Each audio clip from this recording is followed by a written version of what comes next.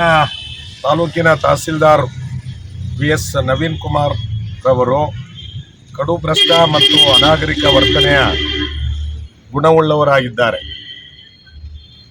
ಇವರು ತಾಲೂಕಿನಲ್ಲಿ ವಿಪರೀತವಾದಂಥ ಭ್ರಷ್ಟಾಚಾರವನ್ನು ಮಾಡಬಹುದು ಅಂತಕ್ಕಂಥ ಆಡಿಯೋಗಳಿದ್ದಾವೆ. ಇದರ ಜೊತೆಗೆ ಸರ್ಕಾರ, ಕಾಂಗ್ರೆಸ್ ಸರ್ಕಾರ, ಇದು ಸೂಳೆ ಸರ್ಕಾರ, ಕಾಂಗ್ರೆಸ್ ಸರ್ಕಾರ ಅನ್ನುವಂಥ ಪದವನ್ನು ಕೂಡ ಬಳಸಿರೋ ಆಡಿಯೋಗಳು ನಮ್ಮ ಬಳಿ ಇದ್ದಾವೆ. ಈ ರೀತಿ ಸರ್ಕಾರವನ್ನು ಇವರು ಈ ರೀತಿ ಮಾತನಾಡಿದರೆ ಅವರು ಸರ್ಕಾರದ ಆದೇಶಗಳನ್ನು ಏನು ಗೌರವಿಸ್ತಾರೆ ಮತ್ತು ಸರ್ಕಾರಕ್ಕೆ ಯಾವ ರೀತಿ ಗೌರವವನ್ನು ಇವ್ರು ಕೊಡ್ತಾರೆ ಅಂತಕ್ಕಂಥದ್ದು ಭಾಳ ಮುಖ್ಯ. ಇದರ ಜೊತೆಗೆ ತಹಸೀಲ್ದಾರ್ ಹುದ್ದೆನೇ ಒಂದು ರೀತಿ ವ್ಯಾಪಾರಕ್ಕೆ ಇಳಿದಂಗೆ ಇವರು ಮಾಡಿದ್ದಾರೆ. ಹಳ್ಳಿಗಳಿಗೆ ಹೋಗಿ ಎಕರೆಗೆ ಇಷ್ಟು ಹಣ ಕೊಡಿ, ನಾನು ದುರಸ್ತು ಮಾಡಿಕೊಡ್ತೀನಿ ಅಂತಕ್ಕಂಥ ಒಂದು ಅತಿ ಕಡು ಭ್ರಷ್ಟತನದ ವ್ಯವಸ್ಥೆಗೆ ಇವರು ಇಳಿದಿದ್ದಾರೆ. ಇದು ಬೇಲಿಯೇ ಎದ್ದು ಹೊಲ ಮೇಯ್ದಂಗೆ ಆಗ್ತಾ ಇದೆ. ಅದರಿಂದ ಇದನ್ನು ಮನಗಂಡಂಥ ಭ್ರಷ್ಟಾಚಾರ ವಿರೋಧಿ ಆಂದೋಲನ ವೇದಿಕೆ ಕಳೆದ 2/5/2025 ನಾವು ಅಹೋರಾತ್ರಿ ಧರಣಿ ಕಾರ್ಯಕ್ರಮವನ್ನು ನಡೆಸ್ತಾ ಇದ್ದೀವಿ. ತಹಸೀಲ್ದಾರ್ ಹಟಾವೋ, ಚನ್ನರಾಯಪಟ್ಟಣ ತಾಲೂಕಿನ ಜನತೆ ಬಚಾವೋ ಅಂತಕ್ಕಂಥ ಒಂದು ಘೋಷಣೆಯ ಆಧಾರದ ಮೇಲೆ ನಾವು ನಮ್ಮ ಚಳುವಳಿಯನ್ನು ನಡೆಸ್ತಾ ಇದ್ದೀವಿ. ಇಂದಿಗೆ 9 ದಿವಸಗಳ ಕಾಲ ಆಗಿದೆ.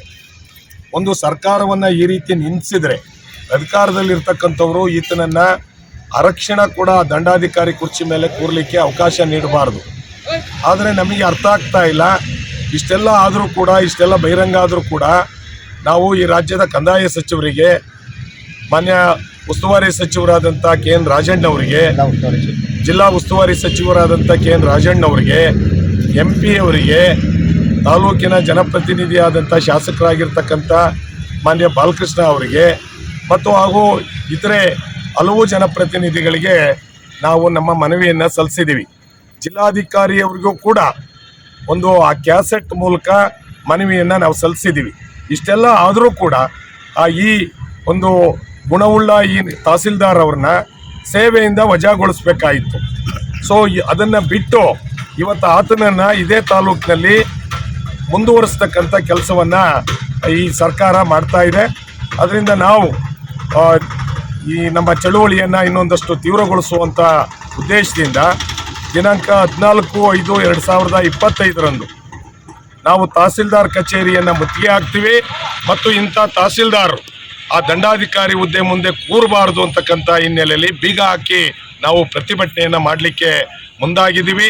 ಅದರಿಂದ ನಾವು ರಾಜ್ಯ ಸರ್ಕಾರವನ್ನು ಈಗಲೂ ಕೂಡ ಮನವಿ ಮಾಡ್ತೀವಿ. ಇದು ಪ್ರೇಮಾ ಫೇಸಿ ಪ್ರೂವ್ ಆಗಿದೆ. ಆತ ಎಲ್ಲೂ ಕೂಡ ಬಹಿರಂಗವಾಗಿ ನಾನು ಆಡಿರ್ತಕ್ಕಂಥ ಆಡಿಯೋ ಅದು ಸುಳ್ಳು ಅಂತಕ್ಕಂಥದ್ದನ್ನು ಹೇಳಿಲ್ಲ. ಅದರ ಅರ್ಥ ಆತ ಒಪ್ಕೊಂಡಿದ್ದಾರೆ. ಸೊ ಒಪ್ಕೊಂಡಿರುವಂಥ ಈ ಪ್ರಕರಣದಲ್ಲೂ ಕೂಡ ಸರ್ಕಾರ ಆತನನ್ನು ಇಲ್ಲಿಂದ ತೊಲಗಿಸ್ತಕ್ಕಂಥ ಒಂದು ಕನಿಷ್ಠ ಒಂದು ಕ್ರಮವನ್ನು ಕೂಡ ಕೈಗೊಳ್ಳದೇ ಇರತಕ್ಕಂಥದ್ದು ಚನ್ನರಾಯಪಟ್ಟಣ ತಾಲೂಕಿನ ಜನತೆಗೆ ಅವಮಾನ. ಈ KS ಅಧಿಕಾರಿಯಾಗಿ ಆತ ಈ ರೀತಿ ಮಾತನಾಡಿದರೆ ಅದು ಅತ್ಯಂತ ಆಘಾತಕಾರಿ ವಿಚಾರ. ಸೂಳೆ ಸರ್ಕಾರ ಅಂದರೆ ಮಹಿಳೆಯರನ್ನ ಅವಮಾನಿಸಿದಂಗೆ. ಮಹಿಳೆಯರನ್ನ ಅವಮಾನಿಸ್ತಕ್ಕಂಥದ್ದು ಅದು ದೊಡ್ಡ ಅಪರಾಧ. ಸೊ ಇಂಥವನ್ನ ಇನ್ನೂ ಕೂಡ ಸರ್ಕಾರ ಮುಂದುವರಿಸ್ತಾ ಇದೆ ಅಂತ ಹೇಳಿದರೆ ಇದು ಈ ನಾಗರಿಕ ಸಮಾಜದಲ್ಲಿ ನಾವು ಏನು ಹೇಳಬೇಕು ಅಂತೇಳಿ ನಮಗೆ ಅರ್ಥವಾಗ್ತಾ ಇಲ್ಲ. ಸೊ ಅದರಿಂದ ಯಾವ ಜನಪ್ರತಿನಿಧಿಗಳಿದ್ದಾರೆ ಆ ಜನಪ್ರತಿನಿಧಿಗಳು ಮುಂದೆ ಈ ತಾಲೂಕಿನ ಜನತೆಗೆ, ಈ ರಾಜ್ಯದ ಜನತೆಗೆ ಉತ್ತರ ಕೊಡಬೇಕಾಗುತ್ತೆ.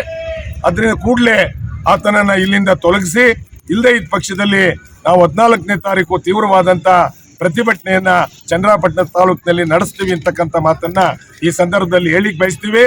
ಈ ತಾಲೂಕಿನ ರೈತ ಬಾಂಧವರು, ನಾಗರಿಕರು ಮತ್ತು ಭ್ರಷ್ಟಾಚಾರದ ವಿರೋಧಿ ಮನಸ್ಸುಳ್ತಕ್ಕಂಥ ಎಲ್ಲ ಪ್ರಗತಿಪರರು ಈ ಹೋರಾಟವನ್ನು ಬೆಂಬಲಿಸಬೇಕು ಅಂತೇಳಿ ವಿನಂತಿ ಮಾಡ್ತಾ ಇದ್ದೀವಿ.